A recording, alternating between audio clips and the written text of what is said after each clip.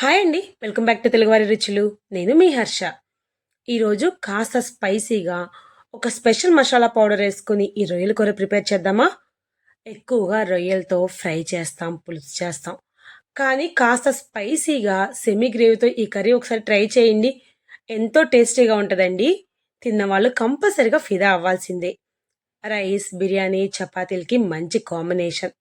మరి మీరు కూడా ఎప్పుడు ఒకే రకమైన పులుసులు, ఫ్రైలు కాకుండా ఇలా ఒకసారి సెమీ గ్రేవ్‌తో రొయ్యల కూరని ట్రై చేయండి. చలో మరి కిచెన్‌కి రెసిపీ చూసేద్దాం. ఈ రొయ్యల కూరకి నేను 1 కేజీ వరకు రొయ్యలు, అది కూడా ఈ విధంగా మీడియం సైజులో ఉన్నవి తీసుకున్నాను. ఇంకా వాటికున్న తల, పెంకు, తోకలు అన్నీ తీసేసి క్లీన్ చేసుకున్నాను. కానీ ఎంత శుభ్రం చేసినా రొయ్యలు కొంచెం నీచు వాసన పోవాలంటే ఈ రొయ్యల్లో ఉప్పు, పసుపు వేసుకొని ఒకసారి కలుపుకొని 10 నిమిషాలు పక్కన పెట్టి తర్వాత 2, 3 సార్లు క్లీన్ చేసుకొని ఈ విధంగా రెడీ చేస్తే వాటికున్న నీచు వాసన పోయి శుభ్రంగా ఉంటాయి. ఇంకా నెక్స్ట్ వచ్చేసరికి 4 మీడియం సైజు ఉన్న ఉల్లిపాయలని కట్ చేసుకొని వాటిని మిక్సీ జార్లో వేసుకొని గ్రైండ్ చేసుకోవాలి. మిక్సీ పట్టుకుంటే మనకి మెత్తగా ఉన్న పర్లేదండి పేస్ట్, లేదా కచ్చాబిచ్చా అయినా సరే సరిపోతుంది. నేనైతే ఈ విధంగా మిక్సీ పట్టుకున్నాను.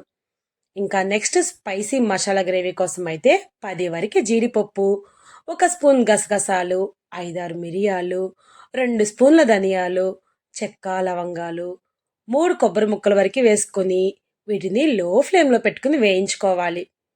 జస్ట్ 3-4 నిమిషాల పాటు వేయించుకుంటే కలర్ చేంజ్ అవుతుంది. ఈ విధంగా కలర్ చేంజ్ అవుతున్నప్పుడు ఇందులోకి 3 వెల్లుల్లి రెబ్బలు కూడా వేసుకోవాలి. వెల్లుల్లి వేసిన తర్వాత ఒక్క నిమిషం పాటు వేయించుకుంటే సరిపోతుందండి. ఇంకా వీటిని ఒక గిన్నెలోకి తీసుకుంటున్నాను. ఇంకా ఇందులోకే నేను 2 స్పూన్ల కారం కూడా వేసుకొని తగిన నీళ్లు పోసుకొని ఇప్పుడు మిక్సీ పట్టుకుంటే మసాలా పేస్ట్ కూడా రెడీ అయిపోతుంది. నెక్స్ట్ ప్యాన్లోకి కాస్త ఎక్కువగానే ఆయిల్ వేసుకొని అందులోకి మిక్సీ పట్టుకున్న ఉల్లిపాయ పేస్ట్ని కూడా వేసుకోవాలి. ఈ ఉల్లిపాయ పేస్ట్ వేసిన తర్వాత 5-6 నిమిషాల పాటు కుక్ చేసుకుంటా ఉంటే దీనికి ఉన్న పచ్చి వాసన కూడా పోతుంది. ఉల్లిపాయల్ని డైరెక్ట్గా కట్ చేసుకుని వేసుకునే దానికన్నా ఇలా మిక్సీ పట్టుకుని వేసుకోవడం వల్ల ఆ కర్రీకి గ్రేవీ కన్సిస్టెన్సీ మంచిగా వస్తుందండి. తర్వాత ఇందులోకి శుభ్రం చేసుకున్న రొయ్యల్ని వేసుకుని ఇంకొకసారి బాగా కలుపుకోవాలి. ఇంకా ఇందులోకి 1/2 టీ స్పూన్ పసుపు, 1.5 స్పూన్ వరకు సాల్ట్ వేసుకొని ఇంకొకసారి బాగా కలుపుకొని కుక్ చేసుకోవాలి. ఇక్కడ నేను అల్లం వెల్లుల్లి పేస్ట్ చేయడం మర్చిపోయానండి. అందుకని నేను 1.5 స్పూన్ వరకు అల్లం వెల్లుల్లి పేస్ట్ కూడా వేసుకొని ఇంకొక నిమిషం పాటు వేయించుకుంటున్నాను. ఇప్పుడు 10 నిమిషాల పాటు మీడియం ఫ్లేమ్లో పెట్టుకొని ఈ రొయ్యల్ని కుక్ చేసుకోవాలి.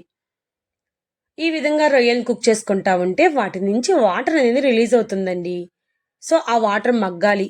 సో మగ్గేంత వరకు మనం ఈ రొయ్యలను కుక్ చేసుకుంటా ఉంటే ఇక్కడ ఇంకో విషయం ఏంటంటే మనం పచ్చి రొయ్యలు వేసుకున్నాం కాబట్టి అవి సాఫ్ట్గా కుక్ అవ్వాలి కాబట్టి కంపల్సరీగా ఈ వాటర్ మగ్గేంత వరకు మనం మీడియం ఫ్లేమ్లో ఉంచుకొని కుక్ చేసుకోవాలి. తర్వాత ఇందులోకి నేను 2 స్పూన్ల వరకు కారం వేసుకుంటున్నాను. ఆల్రెడీ మసాలా పేస్ట్ ప్రిపేర్ చేసేటప్పుడు 2 స్పూన్లు వేసుకున్నాను కాబట్టి ఇక్కడ నేను ఇంకో 2 స్పూన్లు ఎక్స్ట్రా వేసుకుంటున్నాను. మొత్తానికి నేను 4 స్పూన్ల వరకు కారం వేసుకున్నాను. కారం వేసుకున్న తర్వాత ఆయిల్లో 1 నిమిషం పాటు ఫ్రై చేసుకోవాలి.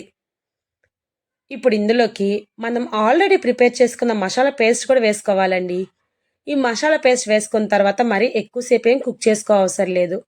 ఎందుకంటే ఆల్రెడీ మసాలా దినుసులు డ్రై రోస్ట్ చేసుకున్నాం కాబట్టి జస్ట్ రొయ్యలకి మసాలా గ్రేవీ పట్టితే సరిపోతుంది. ఈ మసాలా పేస్ట్ రొయ్యలకి బాగా పట్టింది అనిపిస్తే ఇప్పుడు ఇందులోకి గ్రేవీ కావాల్సిన నీళ్లు పోసుకోవాలి. నాకు ఇక్కడ సెమీ గ్రేవీ కావాలి కాబట్టి జస్ట్ 1/2 కప్పు వరకు వాటర్ పోసుకున్నాను. ఇంకా మీకు గ్రేవీకి ఇంకాస్త ఎక్కువ కావాలి అనుకుంటే ఇంకొక 1/2 కప్పు ఎక్స్ట్రా వాటర్ పోసుకోవచ్చు. వాటర్ వేసిన తర్వాత ఇంకొకసారి బాగా మిక్స్ చేసుకొని ఇప్పుడు దానిపైన కొత్తిమీర చల్లుకోవాలి. ఇందులోకి గ్రేవీ కన్సిస్టెన్సీ వచ్చేంత వరకు అడ్జస్ట్ చేసుకుంటూ కుక్ చేసుకోవాలి. ఇంకా ఫైనల్గా 1/2 టీ స్పూన్ వరకు గరం మసాలా కూడా వేసుకొని ఇంకా జస్ట్ 1 మినిట్ ఉంచుకొని స్టవ్ ఆఫ్ చేస్తే సరిపోతుందండి. చాలామంది కర్రీ రెడీ అయిపోయింది, ఇంకెప్పుడు స్టవ్ ఆఫ్ చేయాలని చాలా కన్ఫ్యూజన్లో ఉంటారండి.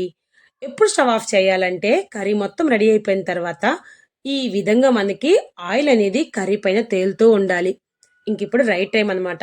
స్టవ్ ఆఫ్ చేసుకుంటే చాలు, మన కర్రీ రెడీ అయిపోయినట్లే. వేడి వేడిగా ఉన్నప్పుడు ఇంట్లో వాళ్ళకి వడ్డిస్తే చాలా ఎంజాయ్ చేస్తా తింటారు. ఎప్పట్లా కాకుండా ఈసారి ఈ విధంగా ఒకసారి ట్రై చేయండి, టేస్ట్ చేయండి. మరి టేస్టీ ఫ్లేవర్స్‌తో రెసిపీ కావాలంటే కంపల్సరీ మా ఛానెల్ ఫాలో అయిపోండండి. Thank you for watching. Please subscribe our channel.